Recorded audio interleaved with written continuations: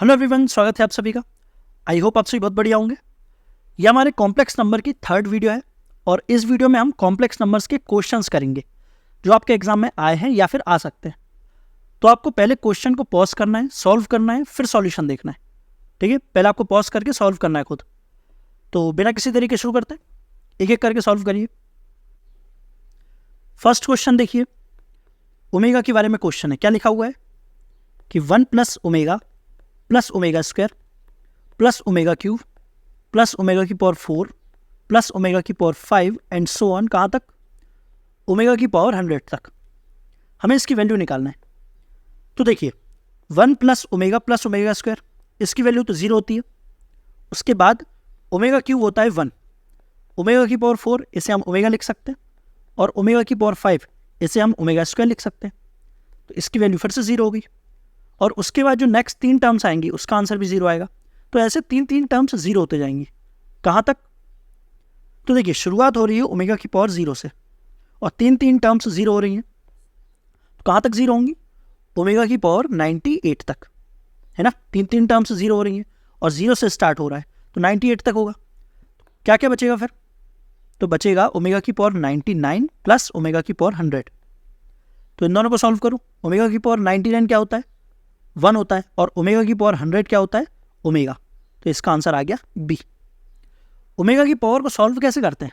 जैसे यहाँ पर ओमेगा की पावर 99 है, तो क्या करते हैं, 99 को हम डिवाइड करते हैं 3 से, और रिमाइंडर जो बचता है उसे हम ओमेगा की पावर में चढ़ा देते हैं।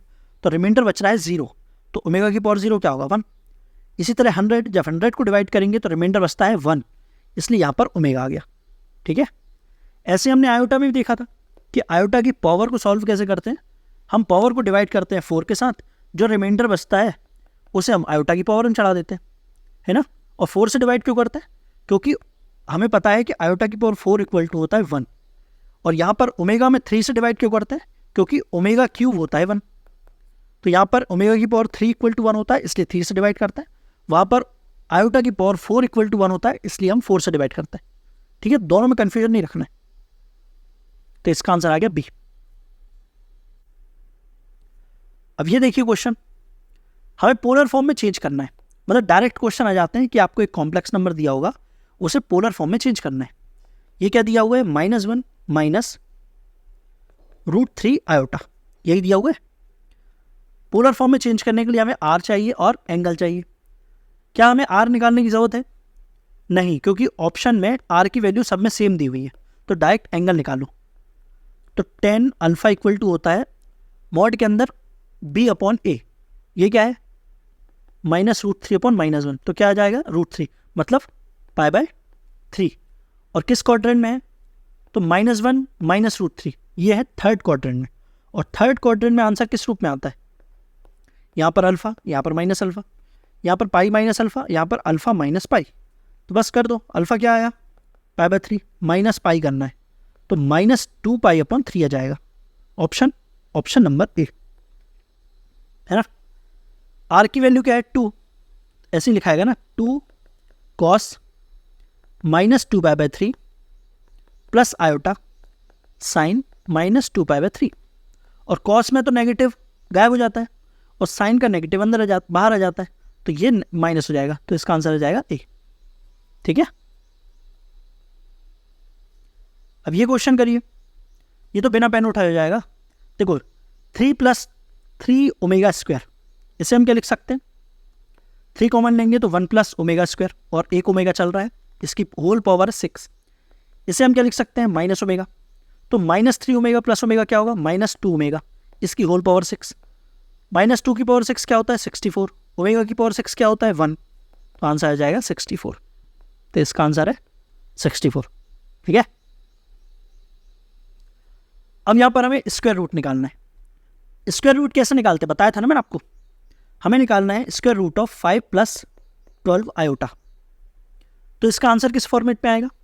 इसका आंसर आएगा x + आयोटा y, या बीच में कौन सा साइन आता है? जो यहाँ पर होता है। हमें x और y की वैल्यू निकालना है। x² इक्वल टू होता है √a² + b²। एक बार हम ऐड करते हैं रियल पार्ट को /2, और y² इक्वल टू क्या होता है? √a² + b²। एक बार हम माइनस करते हैं रियल पार्ट को। तो क्या आएगा, देखो ये तो 888 है, 5 12 13, और ज़्यादातर क्वेश्चन 888 वाले ही आते हैं। 5 12 13, तो क्या आ जाएगा 13 + 5 बटे 2, 13 - 5 बटे 2, तो ये आ रहा है एक्स स्क्वायर की वैल्यू, ये है वाई स्क्वायर की वैल्यू। सॉल्व करो तो ये क्या आ रहा है, ये आ रहा है 9 और x की वैल्यू हो जाएगी 3, और ये आ रहा है 4, तो y की वैल्यू हो जाएगी 2, तो क्या आ जाएगा 3 + 2 आयोटा, ऑप्शन नंबर ए। आसान है, ठीक है। तो ये फॉर्मूला आपको याद होना चाहिए दोनों, ठीक है। अब इस क्वेश्चन को देखिए, इस क्वेश्चन में हमें x की वैल्यू दी हुई है 3 + 5 आयोटा अपॉन 2, और इसकी वैल्यू निकालना है। कैसे सॉल्व करेंगे, हमें दिया हुआ है x = 3 + 5 आयोटा अपॉन 2, इसे सॉल्व करिए तो 2x - 3 = 5 आयोटा। दोनों साइड स्क्वायर करेंगे तो क्या होगा, यदि हम दोनों साइड स्क्वायर कर दें 4x² + 9 - 12x = 25 iota square. Iota square क्या होता है, -1, तो यहाँ पर हम लिख दे रहे हैं -25, और -25 इस साइड आएगा तो क्या हो जाएगा 4x² - 12x + 34 = 0। पूरे में से 2 कॉमन आ रहा है तो 2 कॉमन ले लीजिए, 2x² - 6x + 17 = 0, ठीक है। ये इक्वेशन आ गई।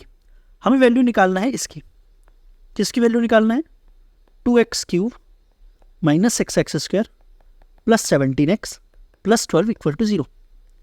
यहाँ पर देखिए इससे x कॉमन निकल रहा है तो x कॉमन ले लेते हैं, तो 2x² - 6x + 17 + 12 = 0, यही आ रहा है।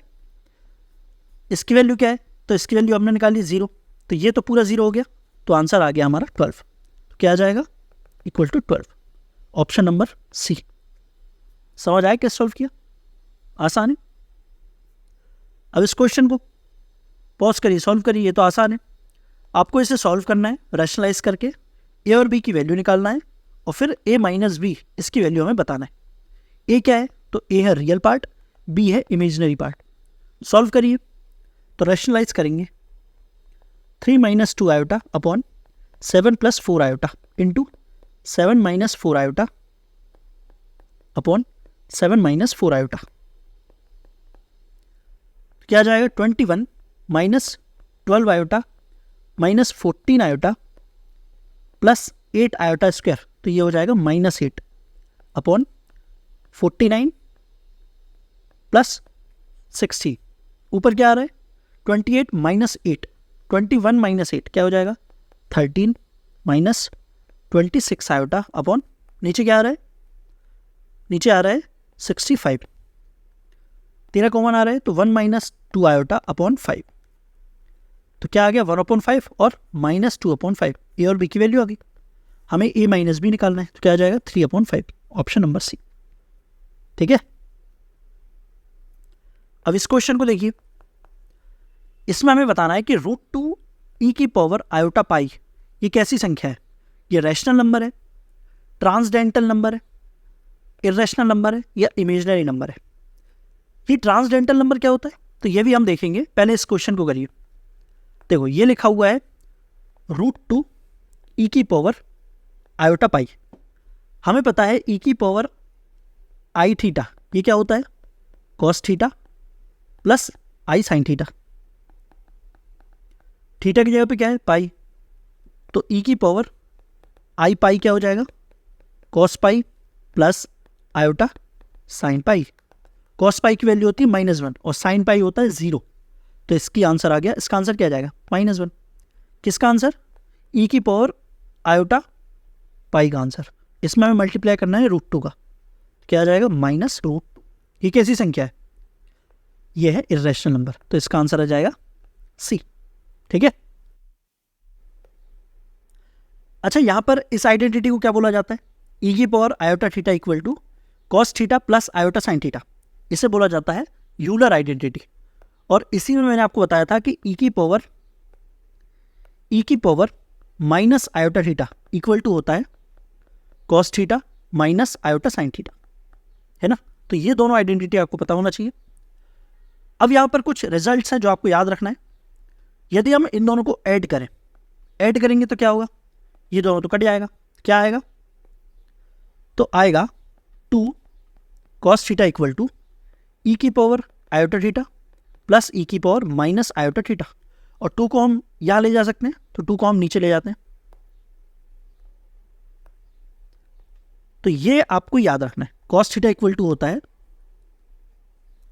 ई की पावर आयोटा थीटा प्लस ई की power minus iota theta upon 2, ठीक है। और यदि हम दोनों को माइनस करेंगे तो क्या होगा, ये दोनों कट जाएगा, तो क्या आएगा 2 iota sine theta equal to e की power iota theta minus e की पावर माइनस आयोटा थीटा। अब यहां पर इन दोनों को हम नीचे ले जाते हैं, क्या हो जाएगा, cos थीटा इक्वल टू आ जाएगा ई की power iota theta minus e की power minus iota theta upon 2i। तो ये दोनों आपको याद रखना है कि cos थीटा इक्वल टू क्या होता है और साइन थीटा इक्वल टू क्या होता है। समझ आ गया, ठीक है। और अब हम देखते हैं कि ट्रांसडेंटल नंबर क्या होते हैं। देखिए, ट्रांसडेंटल नंबर इर्रेशनल नंबर ही होते हैं, लेकिन कुछ इर्रेशनल नंबर होते हैं जो ट्रांसडेंटल नंबर बन पाते हैं। पहले बताइए इर्रेशनल नंबर क्या होते हैं। इर्रेशनल नंबर्स जैसे √2, √3, पाई, ई, मतलब ऐसे नंबर्स जो नॉन टर्मिनेटिंग नॉन रिकरिंग होते हैं, है ना, उन नंबर्स को बोला जाता है इर्रेशनल नंबर। अब इन इर्रेशनल नंबर्स में से जैसे √2 है, तो क्या ये √2 किसी पॉलिनोमियल का रूट बन सकता है। जैसे मैं एक पॉलिनोमियल लिखूं x² -2 इक्वल टू 0, इसके रूट्स बताइए। तो यहाँ से x² इक्वल टू आएगा 2, तो x की वैल्यू आ गई √2 मतलब प्लस माइनस √2, तो इसके इस इक्वेशन के रूट्स क्या आ जाएंगे, √2 और -√2, और √2 कैसी संख्या है, इर्रेशनल नंबर है। तो √2 इर्रेशनल नंबर है, लेकिन फिर भी किसी पॉलिनोमियल के रूट बन पा रहे हैं। ऐसे √3 ये भी किसी न किसी पॉलिनोमियल का रूट बन पाएगा।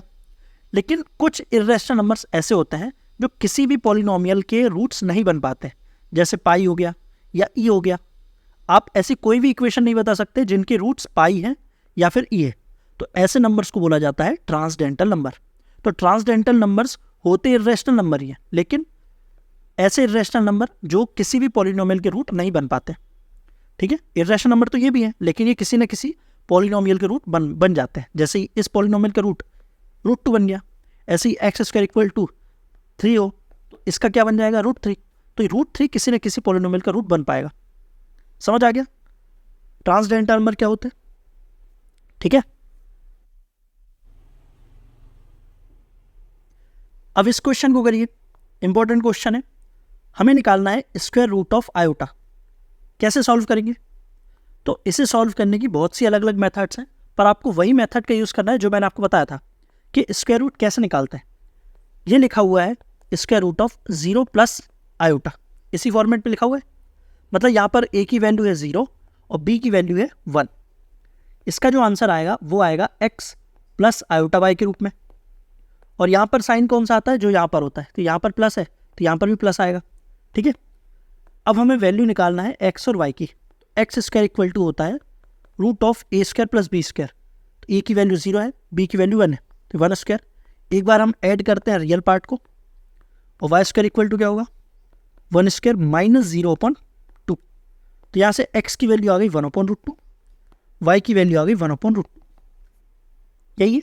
तो आंसर क्या आ जाएगा, 1/√2 प्लस आयोटा 1/√2, या फिर लिख सकते हैं 1 प्लस आयोटा अपॉन √2। कौन सा ऑप्शन, ऑप्शन नंबर बी। समझ आ गया। तो जो मेथड मैंने आपको बताई थी वही मेथड का यूज़ करना है, ठीक है। यदि आपसे पूछता कि रूट ऑफ माइनस आयोटा बताइए, रूट ऑफ माइनस आयोटा, तब कैसे सॉल्व करते हैं, तो बिल्कुल इसी तरह करते हैं, लेकिन यहाँ पर प्लस की जगह पे क्या आ जाता है, माइनस। तो फाइनल आंसर क्या आता है, तो इसका फाइनल आंसर आता है 1 माइनस आयोटा अपॉन √2, ठीक है।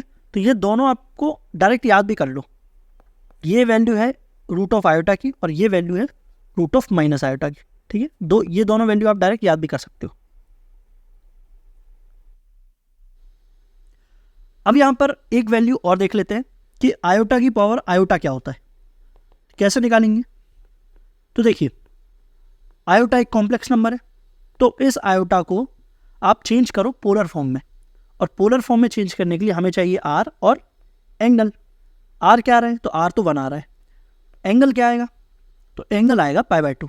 कैसे, मैंने आपको बताया था ना कि आयोटा पॉजिटिव इमेजिनरी एक्सिस पर है और ये एंगल होता है π/2। आप tan अल्फा से भी निकाल सकते हो, एंगल आएगा π/2। तो पोलर फॉर्म में क्या लिखा जाएगा, cos π/2 प्लस आयोटा साइन π/2। ठीक है, अब इस पोलर फॉर्म को चेंज कर दो काय में, यूलर फॉर्म में, तो इसे हम लिख सकते हैं e की पावर आयोटा π/2। यह आ गया आयोटा इक्वल टू, अब दोनों की पावर कर दो आयोटा। यदि हम दोनों की पावर आयोटा करेंगे तो क्या बन जाएगा, आयोटा की पावर आयोटा आ जाएगा, ई की पावर आयोटा का मल्टीप्लाई हो जाएगा, तो आई स्क्वायर π/2। आई स्क्वायर क्या होता है, -1, तो आयोटा की पावर आयोटा आ जाएगा ई की पावर -π/2। तो ये वैल्यू भी आपको याद रखना है कि आयोटा की पावर आयोटा क्या होता है, तो वो होता है ई की पावर -π/2। ठीक है,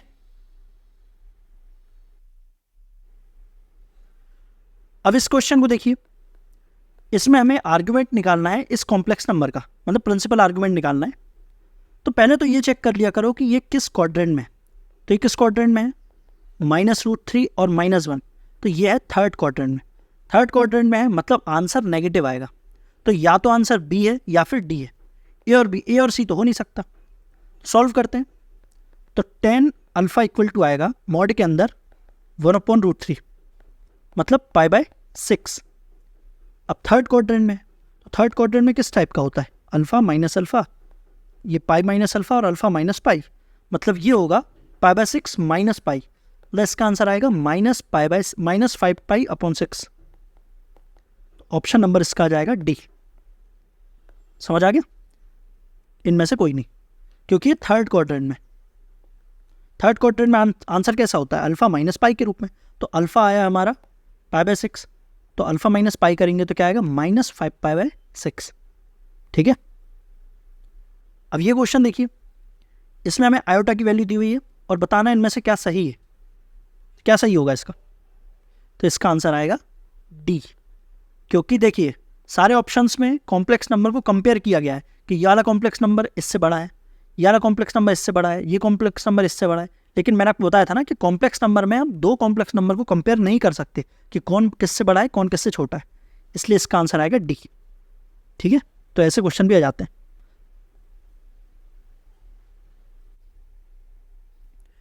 इस क्वेश्चन में मॉडुलस निकालना है, किसका मॉडुलस निकालना है, √2 आयोटा माइनस √-2 आयोटा। कैसे सॉल्व करेंगे, तो देखिए √2 कॉमन ले लेते हैं तो क्या आएगा, √ आयोटा माइनस √ आयोटा, यही आएगा। और इन दोनों की वैल्यू अभी हमने निकाली थी और मैंने आपको बोला था कि डायरेक्ट याद कर लो, तो यहाँ पर काम आएगा। तो √2 इसकी वैल्यू क्या होती है, 1 + आयोटा अपॉन √2 माइनस इसकी वैल्यू होती है 1 - आयोटा अपॉन √2। सॉल्व करो, एलसीएम आ रहा है √2, ऊपर क्या आएगा 1 + आयोटा -1 + आयोटा, और बाहर है √2, तो √2 से √2 गया, क्या आ गया 2 आयोटा। तो इसकी वैल्यू आ गई 2 आयोटा। हमें इसका मापांक निकालना है, मतलब मॉडुलस निकालना है, क्या आएगा √0² + 2², तो इसका आंसर आ गया 2, ऑप्शन नंबर सी। ठीक है, अब ये क्वेश्चन देखिए, इसमें हमें एक कॉम्प्लेक्स नंबर दिया हुआ है और हमें निकालना है real part of z upon imaginary part of z। कैसे सॉल्व करेंगे, देखिए जब भी इस टाइप के क्वेश्चन आए कि आपको एक कॉम्प्लेक्स नंबर दिया हुआ है और उस कॉम्प्लेक्स नंबर की पावर मतलब बहुत बड़ी पावर है, जैसे यहाँ पर 100 है, तो ऐसे क्वेश्चन को सॉल्व करने के लिए हमें यूज़ करना होगा डी माइवर्स थ्योरम। समझ आया, इस टाइप के क्वेश्चन को सॉल्व करते हैं डी माइवर्स थ्योरम से। और डी माइवर्स थ्योरम कब लगता है, जब ये कॉम्प्लेक्स नंबर होता है पोलर फॉर्म में, तो पहले इसे चेंज करना होगा पोलर फॉर्म में। हमें z इक्वल टू दिया है 2 + 2√3 आयोटा की होल पावर है 100।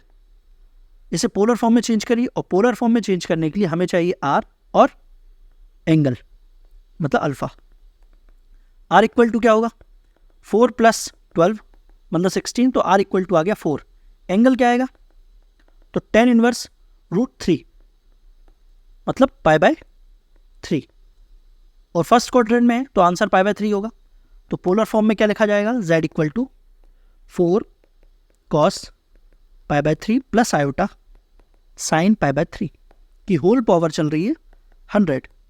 पावर 100 है तो दोनों में लिख देते हैं अलग अलग। तो 4 की पावर 100 और इसकी पावर 100। तो देखिए इसमें लग जाएगा DMT, डी माइवर्स थ्योरम, तो 100 का मल्टीप्लाई हो जाएगा, क्या हो जाएगा 4 की power 100 cos 100 π/3 plus iota sine 100 π/3। अब हमें निकालना है रियल पार्ट ऑफ z और इमेजिनरी पार्ट ऑफ z।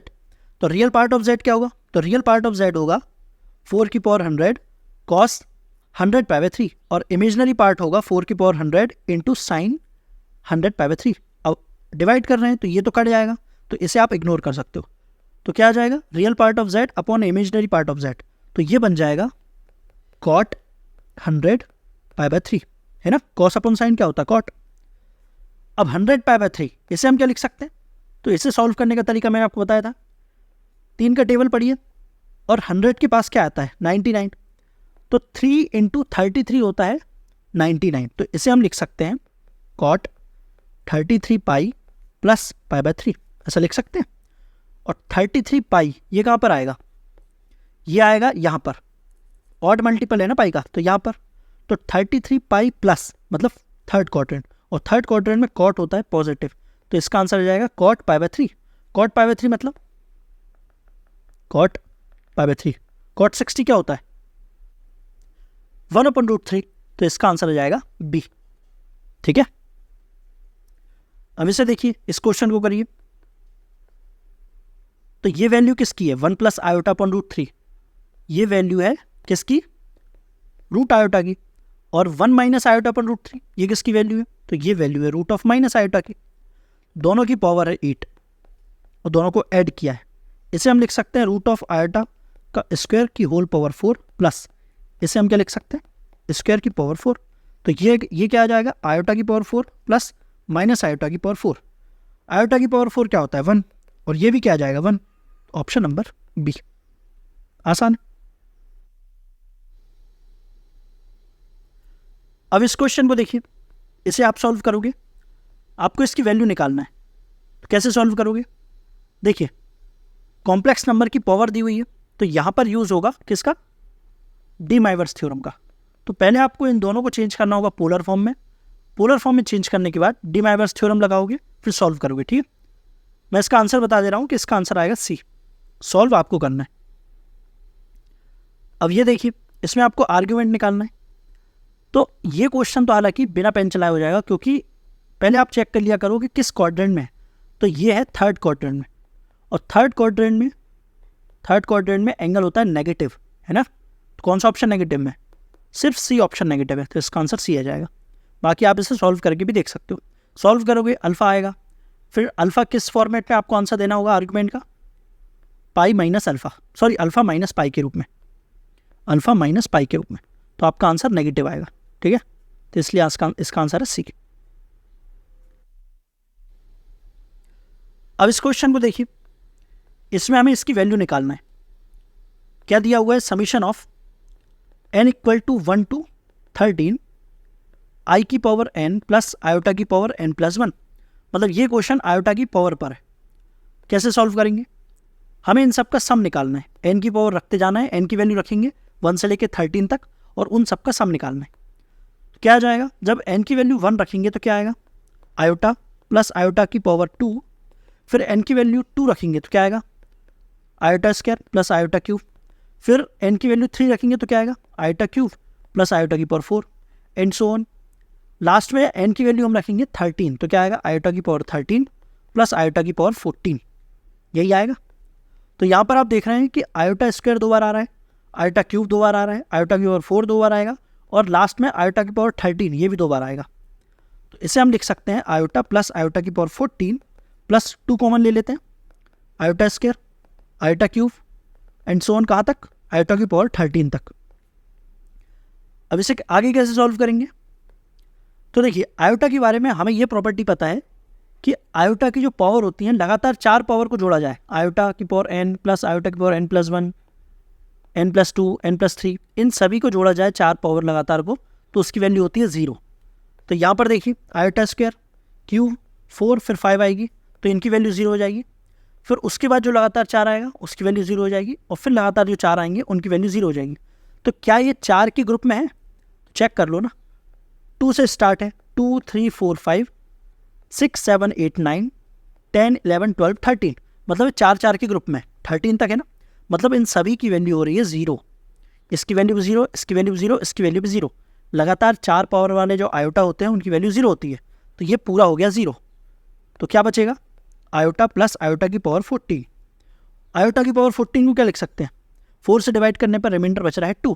तो iota plus iota square, iota square क्या होता है? -1। तो आंसर आएगा आयोटा -1, ऑप्शन नंबर बी। समझ आ गया? ठीक है। और ऐसा ही ओमेगा में भी होता है। वैसे ओमेगा की लगातार 4 पावर को जोड़ा जाए, लगातार 3 पावर को सॉरी, तो omega square plus omega cube plus omega की पावर 4, जब इसे जोड़ोगे तो इसका आंसर आएगा 0। ठीक है। तो ये भी आपको ध्यान रखना है कि ओमेगा की लगातार 3 पावर को जोड़ा जाए तो उसका आंसर 0 हो जाता है। आयोटा की लगातार 4 पावर को जोड़ा जाए तो उसका आंसर 0 हो जाता है। ठीक है। अब इस क्वेश्चन को सॉल्व करिए। इस क्वेश्चन में हमें कोणांक निकालना है या फिर एम्पलीट्यूड, या इसी को बोला जाता है आर्ग्यूमेंट। ठीक है। तो ये भी आपको ध्यान रखना है कि आर्ग्यूमेंट को एम्पलीट्यूड भी बोला जाता है, हिंदी में कोणांक। कैसे सॉल्व करेंगे? पहले इसे सॉल्व करो, सॉल्व करने के बाद आप मल्टीप्लाई कर देना आयोटा का। सॉल्व करिए, एलसीएम आएगा 2 + आयोटा इंटू 2 - आयोटा, ऊपर आएगा 3 - iota into 2 - iota plus 3 + iota into 2 + iota. Solve करिए, मल्टीप्लाई करेंगे तो क्या आएगा? 6 - 3 iota -2 iota minus iota square, तो +1 हो जाएगा, है ना, plus 6 + 3 iota +2 iota plus iota square, तो -1 हो जाएगा, अपॉन नीचे क्या होगा 4 - आयोटा स्क्वायर, तो +1 हो जाएगा। ऊपर देखिए 3 आयोटा से -3 आयोटा गया, 2 आयोटा से -2 आयोटा गया और 1 से 1 गया, तो ये बच रहा है 12/5।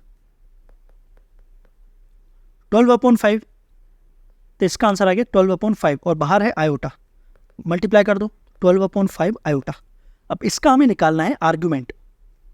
तो ये तो प्योरली इमेजनरी है, और प्योरली इमेजनरी जो कि पॉजिटिव वाला है, मतलब यहाँ पर आएगा प्योरली इमेजनरी, यहीं कहीं इस लाइन पर आएगा ना, पॉजिटिव इमेजनरी लाइन पर आएगा। इसका एंगल होता है π/2, तो ऑप्शन नंबर ए।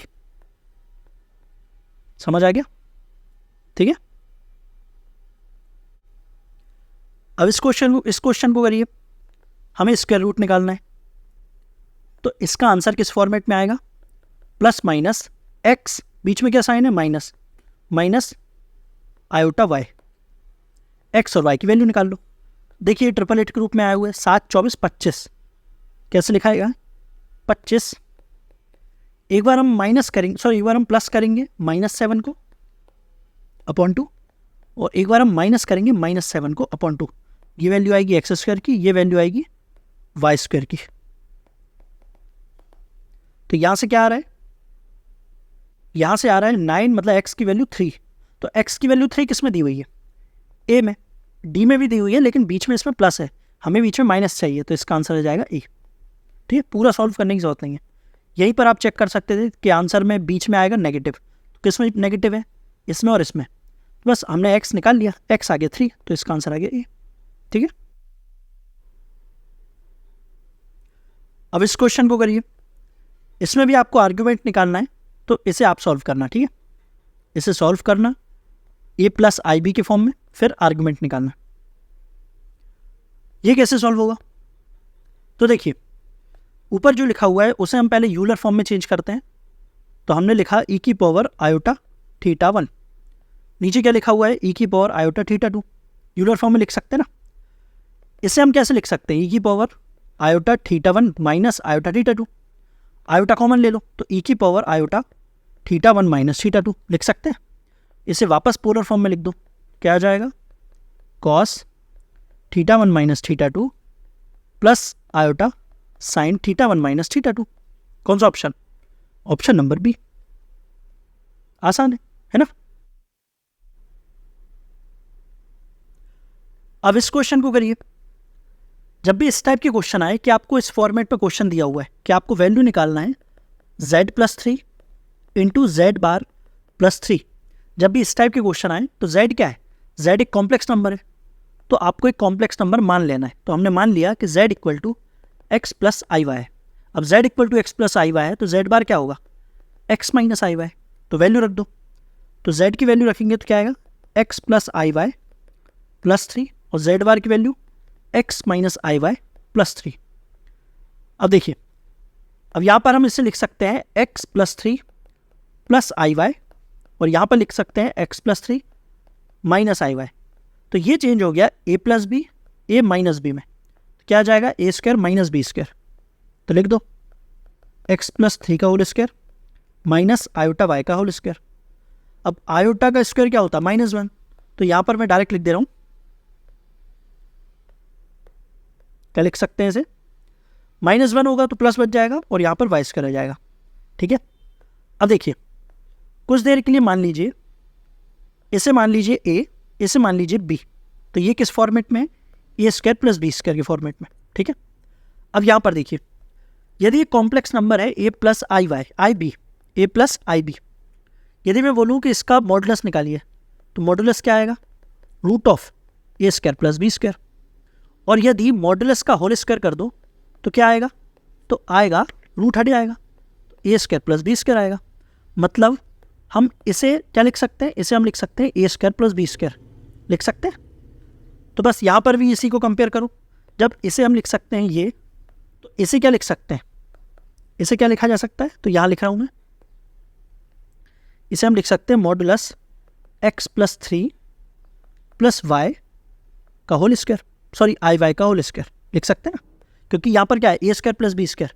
तो इसे हमने लिखा हुआ है ए प्लस आयोटा वाई के मॉडुलस का स्क्वायर।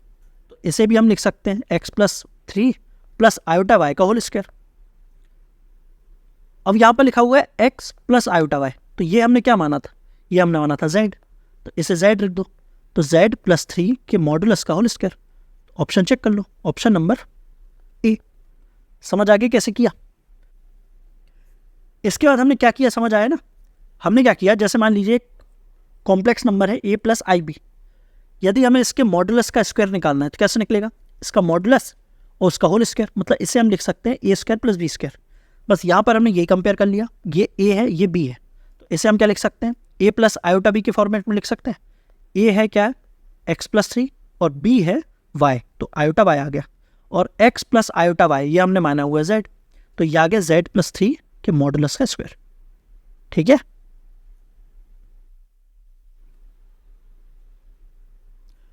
अब ये क्वेश्चन देखो, पॉज करो, सॉल्व करो। कैसे सॉल्व कर सकते हैं? हमें x की वैल्यू बताना है, तो या तो इसे रैशनलाइज करके सॉल्व कर लो, फिर x की वैल्यू हम क्या रखें जिससे 1 आ जाए, ऐसे चेक कर लो। या फिर मैंने आपको बताया था ना कि 1 प्लस आयोटा का होल स्क्वायर इक्वल टू होता है 2 आयोटा, 1 माइनस आयोटा का होल स्क्वायर इक्वल टू होता है -2 आयोटा। तो एक बार हम x की वैल्यू 2 रख के देख लेते हैं। यदि हमने 2 रखा तो क्या आएगा? 2 आयोटा अपॉन -2 आयोटा। तो इसकी आंसर क्या आ रहा है? इसका आंसर आ रहा है -1, लेकिन हमें चाहिए 1। तो -1 को 1 करने के लिए क्या करना होगा? हमें इसका फिर से स्क्वायर करना पड़ेगा।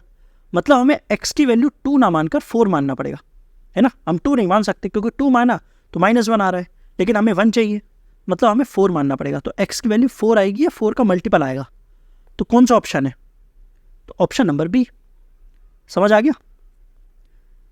सी क्यों नहीं आया? क्योंकि सी में यदि हम n की वैल्यू 1 रखते हैं तो 2 आ जाएगा ना, और 2 हम नहीं मान सकते। 2 रख रहे हैं तो -1 आ रहा है, हमें 4 मानना है, मिनिमम वैल्यू 4 आएगी, तो 4 का मल्टीपल आएगा। ठीक है। बाकी आप इसे रैशनलाइज करके भी देख सकते हो, आंसर सेम आएगा। अब ये क्वेश्चन करो, पॉज करो, सॉल्व करो, क्या आंसर आता है देखिए आप। तो देखिए, कई बच्चे ऐसे सॉल्व कर देंगे कि रूट में मल्टीप्लाई है तो हम क्या करें? -6 इंटू -6, तो ये हो गया रूट ऑफ 36, तो आंसर आ गया 6। पर ये गलत है। सॉल्व कैसे होगा? तो सॉल्व ऐसे होगा कि इसे हम क्या लिख सकते हैं?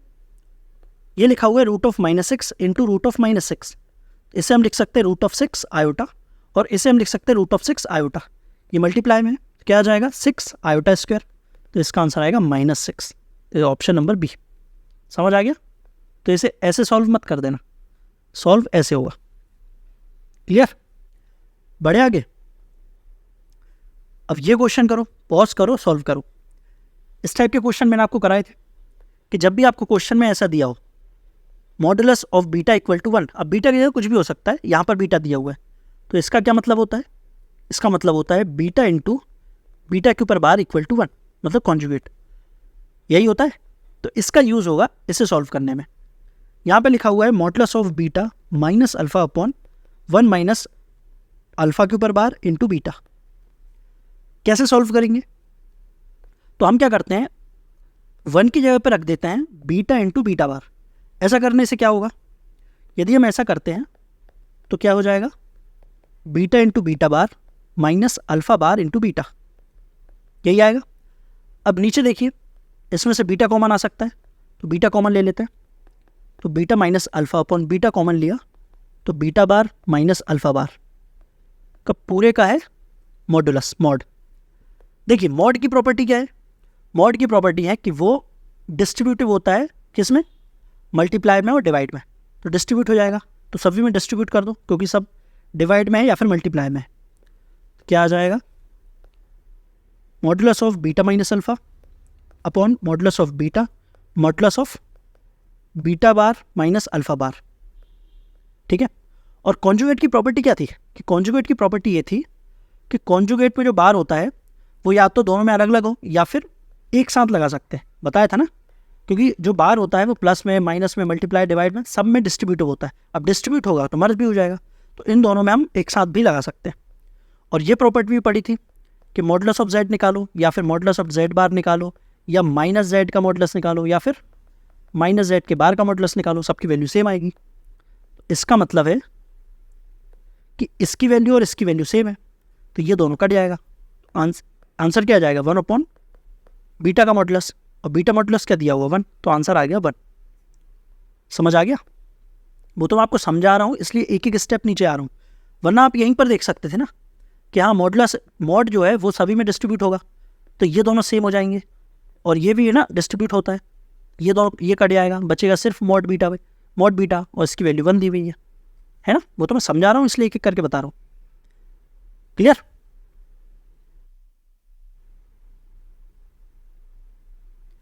अब इस क्वेश्चन को देखिए। इस क्वेश्चन में हमें एक क्वाड्रेटिक इक्वेशन दी हुई है, और इस क्वाड्रेटिक इक्वेशन का एक रूट दिया हुआ है 3 + 4 आयोटा। हमसे P और Q की वैल्यू पूछ रहा है। तो इस क्वेश्चन में यूज़ होगा क्वाड्रेटिक इक्वेशन का एक कंसेप्ट। वो कंसेप्ट क्या है मैं आपको यही बता रहा हूँ। यदि कोई इक्वेशन हो ax² + bx + c = 0, और यहाँ पर ABC क्या है? ABC है रियल, ठीक है। यदि इसका एक रूट इमेजनरी है x + i/y, तो उसका जो दूसरा रूट होगा वो भी इमेजनरी होगा, लेकिन इसी का कॉन्जुगेट। समझ आया? यदि एक क्वाड्रेटिक इक्वेशन है, इसमें ABC यदि रियल है, तो इसका यदि एक रूट इमेजनरी है तो दूसरा रूट भी इमेजनरी होगा, लेकिन उसका कॉन्जुगेट। तो यहाँ पर देखिए एक क्वाड्रेटिक इक्वेशन दी हुई है, इसका रूट है 3 + 4 आयोटा। तो एक रूट यदि अल्फा = 3 + 4 आयोटा है, तो दूसरा रूट होगा 3 - 4 आयोटा। समझ आ गया? तो हमें P और Q की वैल्यू निकालना है। तो यहाँ पर क्या यूज़ करेंगे? अल्फा प्लस बीटा क्या होता है? -b/a। -b मतलब -p। अल्फा बीटा की वैल्यू रख दो, 3 + 4 आयोटा + 3 - 4 आयोटा = -p। तो यहाँ से P की वैल्यू आ गई -6। कौन से ऑप्शन में है? तो ऑप्शन डी या फिर ऑप्शन सी। अब मल्टीप्लाई करके देखो, तो अल्फा बीटा = क्या होता है? c/a मतलब q। तो मल्टीप्लाई करेंगे तो क्या होगा? 9 - 4² i², तो प्लस हो जाएगा 16। तो q की वैल्यू आ रही है 25। Option number D. समझ आ गई कैसे किया? तो आपको यहाँ पर ये वाले कंसेप्ट का यूज़ होगा, जो कि हम क्वाड्रेटिक इक्वेशन में पढ़ेंगे। ठीक है, समझ आ गया? अब इस क्वेश्चन को सॉल्व करूं। इस क्वेश्चन में हमें इसे सॉल्व करना है। सॉल्व करने के बाद ये इस फॉर्मेट में आएगा, फिर हम कंपेयर करेंगे और ए और बी की वैल्यू बताना है। कैसे सॉल्व करेंगे? मैंने आपको बताया था किसी भी कॉम्प्लेक्स नंबर की यदि पावर हाई हो, बड़ी पावर हो, तो आपको यहाँ पर डी माइवर्स थ्योरम का यूज़ होगा। और डी माइवर्स थ्योरम का यूज़ करने से पहले इसे हमें चेंज करना होगा पोलर फॉर्म में। चेंज करो। देखिए पोलर फॉर्म में चेंज करेंगे तो r इक्वल टू क्या आएगा, वैसे r निकालने की जरूरत है नहीं क्योंकि r की वैल्यू तो यहाँ पर हमें दी हुई है कि 3 की पावर 15 आ रहा है, मतलब r की वैल्यू कहीं ना कहीं √3 आ रहा होगा। निकाल के देख लो क्या आएगा, रूट के अंदर 9/4 प्लस 3/4 क्या आ रहा है 12/4, मतलब √3 आ रहा है ना। अल्फा क्या आएगा, तो 10 इनवर्स √3/2/3/2, तो ये आ रहा है 1/√3। 10 अल्फा इक्वल टू 1/√3 मतलब π/6। किस क्वाड्रेंट में, तो ये है फोर्थ क्वाड्रेंट में। फोर्थ क्वाड्रेंट में माइनस अल्फा के रूप में आंसर आता है, मतलब माइनस π/6। तो क्या आ जाएगा, r की वैल्यू है √3 cos π/6 माइनस आयोटा साइन π/6। ठीक है, इसकी होल पावर है 30। जब पावर इसमें जड़ेगी तो क्या आ जाएगा 3 की पावर 15, इसलिए यहाँ पर यही लिखा हुआ है। तो इसे सॉल्व करते हैं तो क्या आ जाएगा, cos डी माइनस थ्योरम लगा दिया तो 30π/6 माइनस आयोटा साइन 30π/6, तो ये आ गया cos 5π माइनस साइन 5π। 5π कहाँ पर आएगा, तो पाई का ऑड मल्टीपल आता है यहाँ पर, और यहाँ पर cos होता है -1 और साइन होता है 0, तो cos 5π आएगा -1 माइनस साइन 5π क्या होता है 0, तो यह आ जाएगा आयोटा 0। तो a की वैल्यू आ रही है -1 और b की वैल्यू आ रही है 0, ऑप्शन नंबर बी। समझ आ गया। अब इस क्वेश्चन को करिए, इसमें हमें इस डिटरमिनेंट को ओपन करना है और x और y की वैल्यू बताना है। तो डायरेक्ट इसे ओपन करो, आंसर आएगा a प्लस आयोटा b के फॉर्मेट में, x और y को कंपेयर करना, आंसर आ जाएगा। ठीक है, इसे आप सॉल्व कर लेना। अब ये क्वेश्चन देखो, इसमें क्या लिखा हुआ है, cos theta plus iota sine theta upon sine theta plus iota cos theta की होल पावर 4। तो देखिए नीचे उल्टे फॉर्मेट में लिखा हुआ है, तो पहले इसे चेंज करना होगा cos theta plus iota sine theta में। चेंज कैसे करते हैं, क्या तरीका बताया था कि cos थीटा को लिखिए साइन π/2 माइनस थीटा और साइन थीटा को लिखिए cos π/2 माइनस थीटा। लेकिन इस तरीके से यदि हम चेंज करेंगे तो ऑप्शन लेकिन इस तरीके का नहीं दिया है, तो आपको ये तरीका नहीं अपनाकर दूसरा तरीका अपनाना होगा। और दूसरा तरीका क्या है, क्या लिखा हुआ है, cos theta plus iota sine theta upon iota cos theta plus sine theta, यही लिखा हुआ है कि होल पावर है 4। अब हम क्या करते हैं, यदि मैं यहाँ पर आयोटा की पावर 2 कर दूँ, यदि यहाँ पर आयोटा की पावर 2 लिख दूँ, वैसे आयोटा की पावर 2 की मान क्या होता है -1, और मैं क्या करता हूँ ये प्लस को बना देता हूँ माइनस। तो मैं क्या लिख रहा हूँ, देखिए ये प्लस को कर रहा हूँ माइनस और यहाँ पर आयोटा स्क्वायर लिख दे रहा हूँ। इससे कुछ फर्क पड़ा क्या, आयोटा स्क्वायर क्या होता है -1, तो ये प्लस बन जाएगा वापस। ठीक है, अब क्या करते हैं, नीचे आयोटा कॉमन ले लेते हैं, तो क्या आ जाएगा cos theta minus iota sine theta. ठीक है, इसका होल पावर है 4। अब पावर सब में चढ़ा दो, तो क्या आ जाएगा cos theta plus iota sine theta upon cos theta minus iota sine theta. इन दोनों की पावर है 4 और यहाँ पर आयोटा की पावर भी 4। आयोटा की पावर 4 होता है 1, तो ये तो हट गया। यहाँ पर डी माइनस थ्योरम लगा दो, तो यहाँ पर 4 आ जाएगा, यहाँ पर 4 आ जाएगा, यहाँ पर 4 आ जाएगा, यहाँ पर 4 आ जाएगा। तो डायरेक्ट यूलर फॉर्मूला लिख रहा हूँ, ऊपर e की पावर आयोटा 4 थीटा अपॉन नीचे क्या आएगा e की पावर माइनस आयोटा 4 थीटा, यही आएगा। ये आ जाएगा e की पावर आयोटा 8 थीटा। ठीक है, वापस इसे पोलर फॉर्म में लिखो, तो cos 8 theta plus iota sine 8 theta, option number B, cos 8 theta plus iota sine 8 theta. ठीक है, बढ़े आगे। अब इस क्वेश्चन को करो, इसमें हमें आर्ग्यूमेंट निकालना है, तो इसे सॉल्व करिए आप। ठीक है, ये आप सॉल्व करोगे, इसी तरह ये क्वेश्चन भी आप सॉल्व करोगे।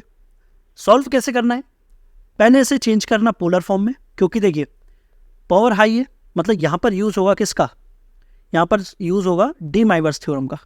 तो डी माइवर्स थ्योरम का यूज़ करने से पहले इसे चेंज करना होगा पोलर फॉर्म में। पोलर फॉर्म में चेंज करने के लिए आपको आर चाहिए और एंगल चाहिए। हालांकि आपको आर की ज़रूरत है नहीं, क्योंकि यहाँ पर आपको निकालना है real part upon imaginary part. दोनों में जब हम आर रखेंगे तो आर ऊपर नीचे कट जाएगा, तो आप डायरेक्ट एंगल निकाल लो। ठीक है, एंगल निकालना, कॉस वाली वैल्यू में रखना, साइन वाली वैल्यू में रखना, और real part imaginary part compare करके डिवाइड कर देना, आंसर आ जाएगा। ठीक है, ये आप करोगे। इसका आंसर बता दे रहा हूँ कि इसका आंसर आएगा सी। ये क्वेश्चन देखो, यहाँ पर लिखा हुआ है कि 1 प्लस आयोटा की power 3n equal to 1 minus iota की पावर 3n। हमें बताना है n की सबसे छोटी वैल्यू जो कि पूर्णांक है, धनात्मक पूर्णांक। तो देखिए, ये दोनों इक्वल कब होते हैं? मैंने आपको बताया कि 1 प्लस आयोटा का स्क्वायर होता है 2 आयोटा, 1 माइनस आयोटा का होल स्क्वायर इक्वल टू होता है -2 आयोटा। अब ये दोनों इक्वल कब होंगे? जब हम इसका एक बार और स्क्वायर करेंगे। मतलब यहाँ पर 3n इक्वल टू आना चाहिए 4, तो n इक्वल टू आ गया 4/3। लेकिन हमसे पूछा है धनात्मक पूर्णांक। अब पूर्णांक पूछा है तो इसमें 3 का मल्टीप्लाई करना पड़ेगा, तो आंसर आ जाएगा n इक्वल टू क्या आ जाएगा? n इक्वल टू आ जाएगा 4। तो ऑप्शन नंबर बी। ठीक है, सिर्फ न्यूनतम धनात्मक पूछता तो आंसर हम दे देते 4/3, लेकिन हमसे धनात्मक पूर्णांक पूछा है, इंटीजर, तो इसलिए आंसर आएगा इसका 4। तो n की वैल्यू 4 रखेंगे, मतलब यहाँ पर आ जाएगा 12। ठीक है, तो इसी के साथ कॉम्प्लेक्स नंबर के क्वेश्चंस यहाँ पर खत्म होते हैं। अब नेक्स्ट वीडियो में हम देखेंगे कॉम्प्लेक्स एनालिसिस। ठीक है, तो मिलते हैं नेक्स्ट वीडियो में, तब तक के लिए